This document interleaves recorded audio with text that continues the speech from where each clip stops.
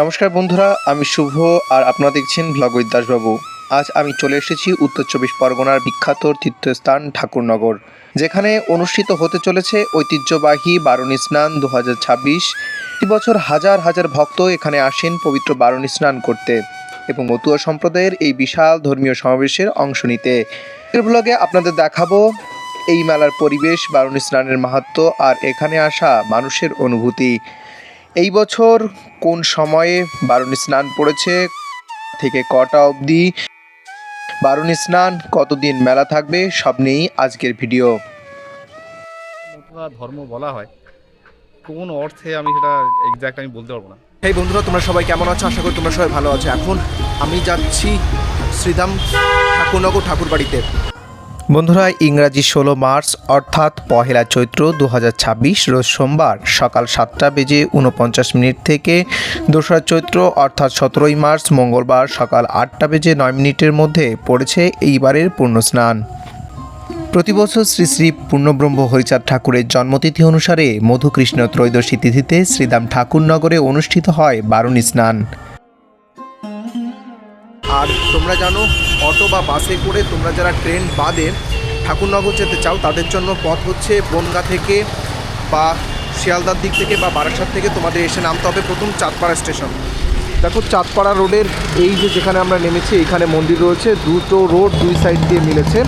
এখান থেকে সোজা এসে এই যে রোড, এখান থেকে একটা বাঁদিকে চলে গেছে আর একটা সোজা গেছে। এই সোজা রোড ধরেই চলে গেলে তোমরা পৌঁছে যেতে পারবে ঠাকুরনগর ঠাকুরবাড়িতে। বনগাঁ থেকে এই অবধি ভাড়া তোমাদের, এই যে চাঁদপাড়া যে জায়গাটা দেখাচ্ছি এই অবধি এখানে নামিয়ে দেবে। তোমাদের অটোতে করে ভাড়া নেবে 20 টাকা জনপ্রতি। আর যদি বাসে করে আসো, একদম বাস এই রোড দিয়েই চলে যায়, অর্থাৎ যশোর রোডের পাশেই এই যশোর রোডের এই জায়গায় নামিয়ে দেবে। তোমাদের ভাড়া নেবে তোমাদের কাছ থেকে 18 টাকা। আর এইখান থেকেই ঠাকুরনগর ঠাকুরবাড়ি যাওয়ার জন্য অটো টোটো পেয়ে যাবে। অটো সরাসরি যায় না, তবে টোটোতে এখান থেকে তোমরা চলে যেতে পারবে। 16 থেকে 17 তারিখ মার্চের পূর্ণ স্নান বারুণী স্নান। আর তার জন্য এইখান থেকেই তোমাদের মোটামুটি হেঁটে যেতে হবে, কারণ এইখান থেকেই সেই সময় প্রচুর ভিড় থাকে। তবে এখান থেকে অটো বা টোটো মেলার সময় পেয়ে যাবে। এই যে টোটোগুলো দেখতে পাচ্ছ, এই সমস্ত টোটোই ঠাকুরনগর ঠাকুরবাড়ি এখান থেকে যায়। এবং এই যে এই জায়গাটা হচ্ছে চাঁদপাড়ার যে যশোর রোড, একদম যশোর রোড বললে ঠাকুরনগর যাওয়ার রোডে বললে তোমাদের না। বন্ধুরা, আমি এখন যে জায়গাটায় আছি, প্রত্যেকটা বাস এসে যে জায়গাটায় মোটামুটি থেমে যায় এবং এখান থেকে সবাই হেঁটে যায় ঠাকুরবাড়ির আগে। ঠাকুরনগর কলেজ, গভর্নমেন্ট কলেজ রয়েছে, পিআর ঠাকুর গভর্নমেন্ট কলেজ। এটা হচ্ছে পিআর ঠাকুর গভর্নমেন্ট কলেজ, এটা হসপিটাল, ঠাকুরনগর হসপিটাল, এবং এটা হচ্ছে পিআর ঠাকুর গভর্নমেন্ট কলেজ। অর্থাৎ এই জায়গাটাই অধিকাংশ বাস থামে এবং এখান থেকেই ঠাকুরনগর ঠাকুরবাড়িতে হেঁটে যেতে হয়। এবং মহাস্নান উপলক্ষে অলরেডি শুরু হয়ে গেছে সমস্ত তোড়জোড়।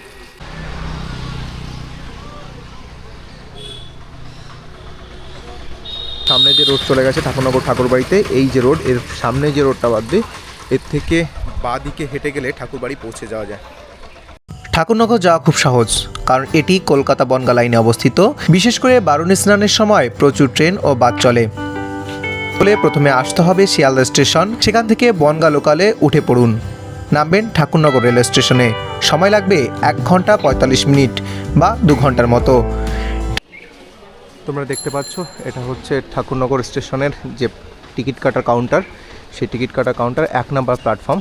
এইখান দিয়ে এই যে 1 নম্বর প্ল্যাটফর্ম রয়েছে, ঠাকুরনগর স্টেশনে 1 নম্বর প্ল্যাটফর্ম দিয়ে এসে বেরিয়েই এই যে ডান দিকে রাস্তা রয়েছে, এই রাস্তা ধরে হেঁটে রেল লাইনের পাশ দিয়ে সোজা চলে যেতে পারবে ঠাকুরনগর যে মেলার মাঠ রয়েছে, ঠাকুরনগর মেলার মাঠে। আর এই রাস্তাটাই সব থেকে বেটার, যে এই যে 1 নম্বর যে টিকিট কাউন্টার থেকে যারা বেরোবে, বেরিয়ে ডান দিকে যে রাস্তা, তারপর রেল লাইনের পাশ দিয়ে হেঁটে চলে যেতে পারবে। বেরোনোর প্রয়োজন নেই, সোজা বেরিয়ে চলো, আমি দেখিয়ে দিচ্ছি। এটা হচ্ছে টিকিট কাউন্টারে উঠছি।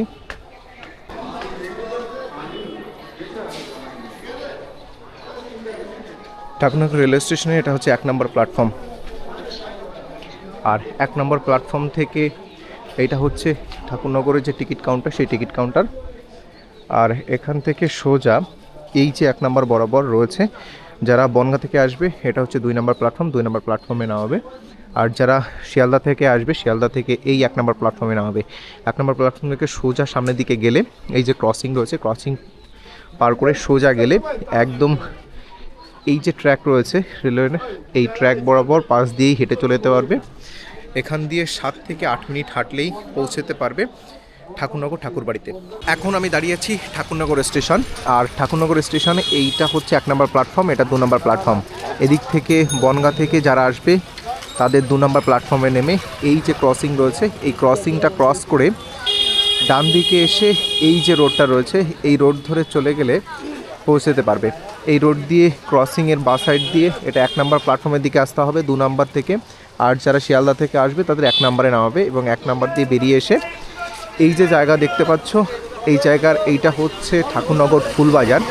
ঠাকুরনগর ফুলবাজারের সাইড থেকে এই যে অটো বা টোটো রয়েছে এখানে, এইখান থেকে অটো বা টোটোতে করে ঠাকুরনগর চলে যেতে পারো। ঠাকুরনগর ঠাকুরবাড়ি যেতে এখান থেকে ভাড়া নেবে তোমাদের কাছ থেকে 10 টাকা। আর মেলার সময় এখানে গাড়ি ঘোড়া তেমন পাওয়া যায় না, এখান থেকে হেঁটেই অবশ্য যাওয়া যায়। হেঁটে তোমাদের এখান থেকে 10 থেকে 12 মিনিট লাগবে ঠাকুরনগর ঠাকুরবাড়ি পৌঁছাতে। মেলার শুরু প্রায় প্রস্তুতি পর্ব চলে গেছে, কারণ যে নিশান পুজো ঠাকুরবাড়ির সেই নিশান কিন্তু অলরেডি মাঠের মাঝখানে এই যে দেখা যাচ্ছে নিশান উঠছে এবং দোকানগুলো বানানোর যে কাজ সেটা কিন্তু অলরেডি শুরু হয়ে গেছে। আর এইবার যতদূর জানতে পারলাম ঠাকুরনগর মাঠের পার স্কোয়ার ফিট বিক্রি হলো 19 টাকা থেকে 20 টাকা করা হচ্ছে, সেটা শুনতে পেলাম এখান থেকে। আর এটা হচ্ছে ঠাকুরবাড়ির যে নাট মন্দির, এটা হচ্ছে ঠাকুরবাড়ির নাট মন্দির মেইন। আর নাট মন্দিরের সামনেই রয়েছে শ্রী শ্রী হরিচাঁদ ঠাকুর এবং শান্তিমাতার যে মন্দির, সেই মন্দির। বন্ধুরা, এখন দাঁড়িয়ে আছি ঠাকুরনগর ঠাকুরবাড়ির যে কামনাসাগরের সামনে। আর প্রতি বছরের ন্যায় এখন যেহেতু মার্চের আজকে 5 তারিখ এবং মেলা শুরু হবে 16 তারিখ এবং 17 তারিখ পূর্ণ স্নান, আর এখন কামনাসাগরের জল কিন্তু অনেকটা কমিয়ে ফেলা হয়েছে, অনেকটা নিচু অবধি কামনাসাগরের জল রয়েছে। মেলার আগে এই জল চেঞ্জ করে এখানে আরও জল পূর্ণ করে অনেকটা উপর অবধি দেওয়া হবে। আর মেলার প্রস্তুতি কিন্তু এবার অলরেডি এখনই শুরু হয়ে গেছে। আর এটা হচ্ছে কামনাসাগরের যে ফুল ভিউ। আর এখান থেকে যে মন্দির দেখা যাচ্ছে এটা হচ্ছে শ্রী শ্রী হরিচাঁদ ঠাকুরের আর শান্তিমাতার মন্দির, আর এর পেছনেই রয়েছে গুরুচাঁদ ঠাকুরের মন্দির।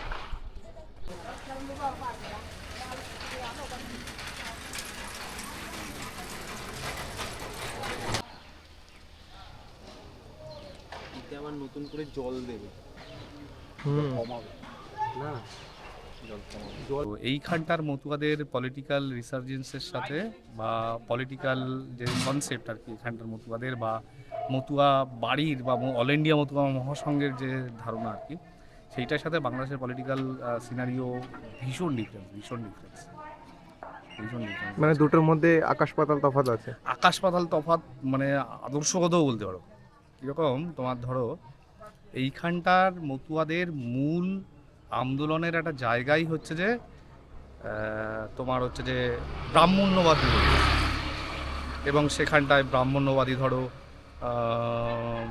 এই যে বৈদিক কালচার, বিয়ে, তারপর অনন্য দেবতাদের পূজা করা, ব্রাহ্মণদের নিয়ে আসা, এই সব জিনিসগুলোর বিরোধিতা করে ভারতবর্ষে মতুয়ারা কিন্তু আজকে প্রতিষ্ঠিত, এবং মতুয়াদের এই জায়গাটাই হচ্ছে সবথেকে কোর জায়গা। এবং তোমার হচ্ছে যে ভারতবর্ষের যে নমশূদ্র সমাজ আর কি, তারা হচ্ছে যে এই জন্যেই আর কি ভারতবর্ষের মতুয়াদের এত তারা মানে, বা ভারতবর্ষের মতুয়াদের এত মাহাত্ম্য। বাংলাদেশে কিন্তু আমাদের এখানটা ধরো মতুয়া বাড়িতে কি দুর্গা পুজো হয়? হয় না। কার্তিক পুজো হয় না।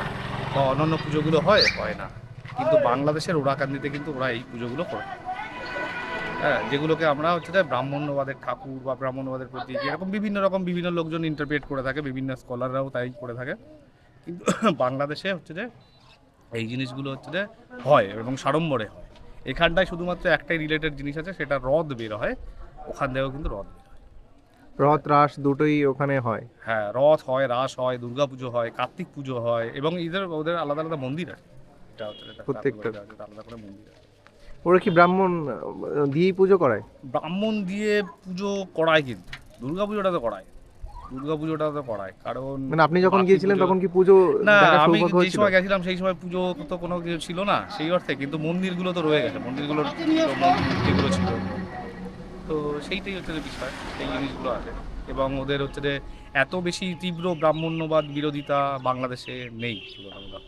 মানে এখনো নেই, আগেও তো তেমন? না, আগে তো বেসিক্যালি তো মতুয়াদের উৎপত্তি তো ব্রাহ্মণ্যবাদের বিরোধিতা, দেখো ব্রাহ্মণদের বিরোধিতা নয়, এটা হচ্ছে ব্রাহ্মণ্যবাদ। বাদে। ব্রাহ্মণ্যবাদ একটা সম্পূর্ণ একটা ধারণা, আর এই ধারণা বা এই যে চিন্তা ভাবনা এটার বিরোধিতা করেই হচ্ছে যে মতুয়াদের উৎপত্তি ছিল প্রাথমিক পর্যায়ে।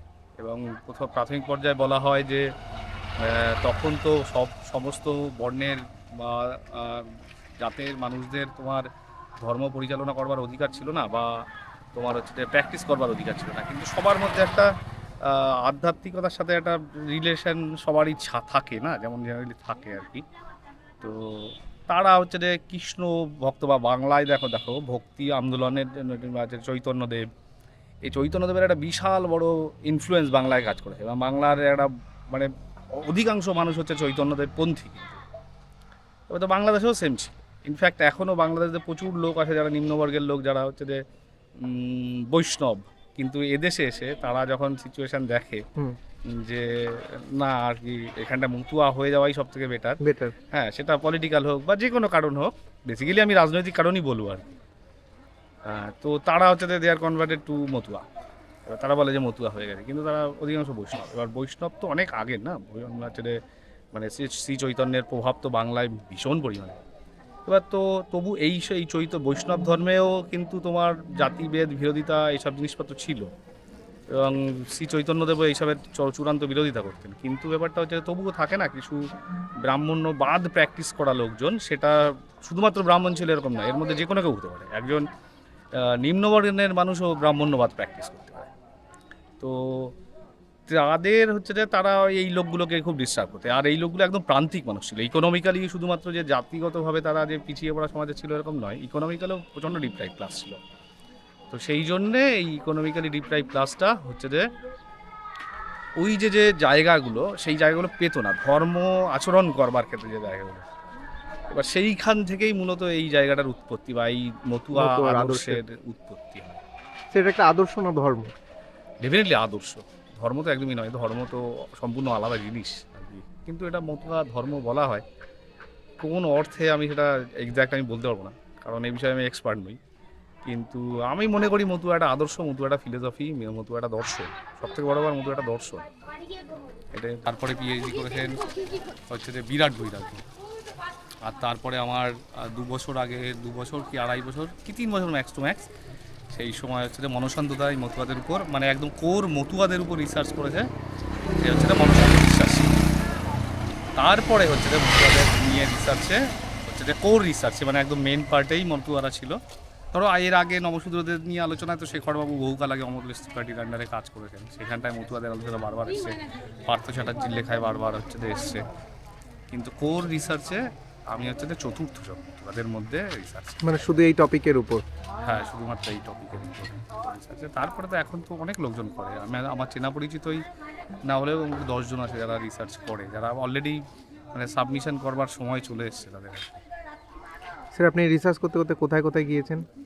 আমি তো রিসার্চ তো এই এরিয়াতেই বেসিক্যালি ঘোরাঘুরি হয়েছে, তারপরে নদিয়া, মুর্শিদাবাদ, তারপর হচ্ছে যে মালদা, দক্ষিণ 24 পরগনা, উত্তর 24 পরগনা তো ছিল প্রাইম জায়গা, এই এরিয়া তো গাড়িঘাটা তো একদম